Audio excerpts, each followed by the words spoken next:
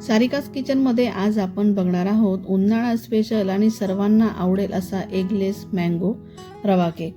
आंब्याचा सीझन चालू आहे तर त्यापासून आपण नवनवीन रेसिपीज बनवतोस, तसाच हा एगलेस मँगो रवा केक बनवलेला आहे।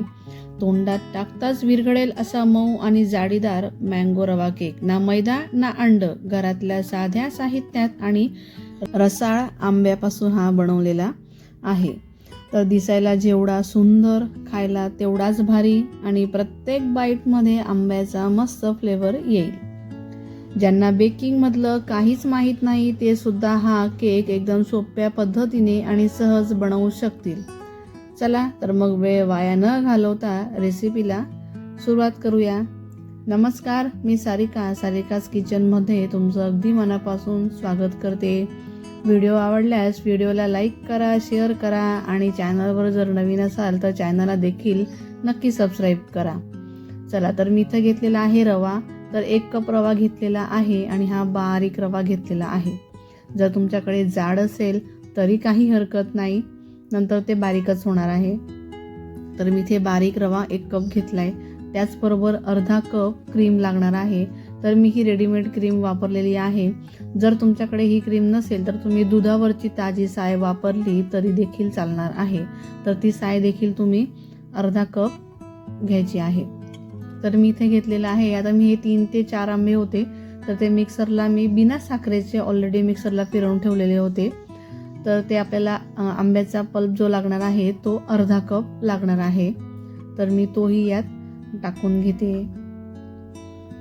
तर आता हे व्यवस्थित आपल्याला मिक्स करायचं आहे। तर हे व्यवस्थित मिक्स करा, कारण क्रीम लवकर व्यवस्थित मिक्स होत नाही, म्हणून व्यवस्थित मिक्स करून घ्या की त्यात गाठी राहायला नको, गुठळ्या राहायला नको। तर बघा, या अशा पद्धतीने क्रीम राहून जाते, तर कुठे रवा तर कुठे आंबा हे मिक्स करायचं राहून जातं। तर बघा, हे छान मिक्स करून झालेलं आहे। तर 10 ते 15 मिनिटाला झाकून ठेवायचं आहे। तर मी इथे घेतले टुटी फ्रुटी, तर हे ऑप्शनल आहे, तुम्हाला आवडत असेल तर तुम्ही टाका, नाही आवडत असेल नाही टाकलं तरी चालेल। तर त्यानंतर टाकायचं आहे मैदा। तर हे व्यवस्थित मिक्स करून घ्यायचं आहे। या अशा पद्धतीने हे आपल्याला आता साईडला ठेवून द्यायचं आहे। तर बघा, 10 ते 15 मिनिटानंतर रवा कसला छान फुलून आलेला आहे। बघा, छान घट्ट ते झालेलं आहे, म्हणजे रवा फुललेला आहे। तर याला मी पुन्हा असं व्यवस्थित मिक्स करून घेते। त्यानंतर मी इथे घेतलेलं आहे मिक्सरचं मोठं भांडं, त्यात आपल्याला हे टाकून घ्यायचं आहे। तर बघा, खूप घट्ट आहे। तर आता हे सगळं यात आपल्याला टाकून घ्यायचं आहे। तर यात आता लागणार आहे तेल, तुम्ही तेल किंवा बटर वापरा। तर 1/4 कप मी इथं तेल टाकून घेतलेलं आहे, त्याचबरोबर अर्धा कप साखर लागणार आहे। तर आता हे सगळं आपल्याला मिक्सरला फिरवून घ्यायचं आहे। हे फिरवत असताना खूप घट्ट होतं, त्यामुळे यात 2 ते 3 चमचे तुम्ही दूध टाका आणि मग मिक्सरला फिरवा, म्हणजे छान असं बॅटर ते तयार होणार आहे। आता हे बॅटर मी बाउलमध्ये काढून घेते। तर मी त्याच बाउलमध्ये काढून घेते। तर तुम्हाला कळालंच असेल की बॅटर हे जास्त घट्टही नाही आहे आणि जास्त पातळही नाही आहे, तर छान असं व्यवस्थित तयार झालेलं आहे। तर बघा, अगदी 2 ते 3 चमचेच मी, जे पोह्यांचे चमचे असतात तेवढंच दूध घातलेलं आहे आणि मिक्सरला फिरवलं आहे। त्यानंतर लागणार आहे बेकिंग पावडर 1 TSP लागणार आहे, बेकिंग सोडा अर्धा TSP लागणार आहे। जे मेजरमेंटचे चमचे आहेत तेच मी ते घेतलेले आहे। तर यावर मी पुन्हा 2 चमचे दूध टाकून घेणार आहे, कारण सोडा आणि बेकिंग पावडर मिक्स करायचं आहे म्हणून। तर बघा, व्यवस्थित आता हे आपल्याला या बॅटरमध्ये मिक्स करून घ्यायचं आहे। याच्याही कुठे गुठळ्या राहायला नको, तर व्यवस्थितपणे हे मिक्स करायचं आहे। तर बघा, बॅटर हळूहळू कसलं छान ते फुलत आलेलं आहे। तर बघा, छान असं तयार झालेलं आहे। त्यानंतर आपल्याला यात टाकायचं आहे व्हॅनिला इसेन्स। तर मी ते इथे टाकून घेतलेला आहे 1 चमचा, जो पोह्यांचा चमचा असतो तेवढा मी 1 चमचा इथे टाकून घेतलेला आहे। त्यानंतर आपल्याला टाकायचं आहे टुटी फ्रुटी, जे आपण मिक्स करून ठेवलेलं होतं ते। हे पूर्णपणे ऑप्शनल आहेत, तर आमच्याकडे आवडतात म्हणून मी टाकून घेतले। तर याला आता सगळं व्यवस्थित मिक्स करायचं आहे। तर बघा, कसलं छान व्यवस्थित मिक्स करून झालेलं आहे। छान असं बिना अंड्याचं बॅटर हे तयार झालेलं आहे. बिना अंड्याचा, बिना मैद्याचा हा रवा केक खूप छान तयार होतो, छान रवेदार तयार होतो. तर बघा आता हे छान मिक्स करून झालेलं आहे. तर मी ते केक टीन घेतला आहे, खाली बटर पेपर टाकून घेतलेला आहे. तर मी OTG ऑलरेडी 10 मिनिटावर प्रीहीट करून घेतलेला आहे. जर तुम्ही कढईमध्ये किंवा एखाद्या भांड्यात बनवत असणार तर तुम्ही पहिलेच अगोदरच कढई गरम करून ठेवा. तर मी आता हे चमच्याने व्यवस्थित एकसारखं करून घेते, म्हणजे वरून पण व्यवस्थित होईल. असं केल्यानंतर हे भांडं आपल्याला टॅप करून घ्यायचं आहे, त्यातल्या काही एअर बबल्स असतील ते निघून जातील. तर बघा हे अशा पद्धतीने करून घ्यायचं आहे. त्यानंतर त्यावर मी काजू, बदाम, पिस्ता हे टाकून घेणार आहे. तर हे तुम्हाला आवडत असेल तर टाका, नाही टाकलं तरी काही हरकत नाही.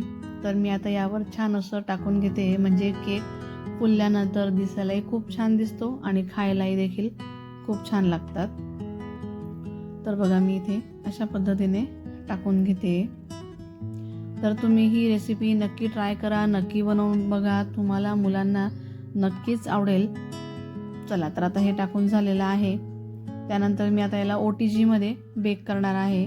तुम्ही कढईमध्ये किंवा भांड्यात करत असणार तर त्याला गरम करून ठेवा आणि 30 ते 35 मिनिटासाठी बेक करून घ्यायचा आहे. आणि OTGमध्ये कसं बेक करतात हे मी त्यावर लिहून दिलेलं आहे, तर ते तुम्ही नक्की बघा. तर बघा कसला छान हा केक बेक करून झालेला आहे. तर मी तुम्हाला आता चेक करून दाखवते. तर बघा कसला छान झाला आहे, अजिबात चिपकलेला नाही आहे. छान पूर्णपणे हा केक बेक झालेला आहे. तर याला पूर्णपणे गार करून घ्यायचा आहे. तर बघा आता हा केक गार करून झालेला आहे. गार करत असताना त्यावर एक छान सुती कपडा टाकून घ्यायचा आहे. तर बघा आता गार झाल्यानंतर सुरीने अगोदर आपल्याला साईडच्या कळा मोकळ्या करून घ्यायच्या आहेत. बघा सुरीला देखील अजिबात चिपकलेलं नाहीये.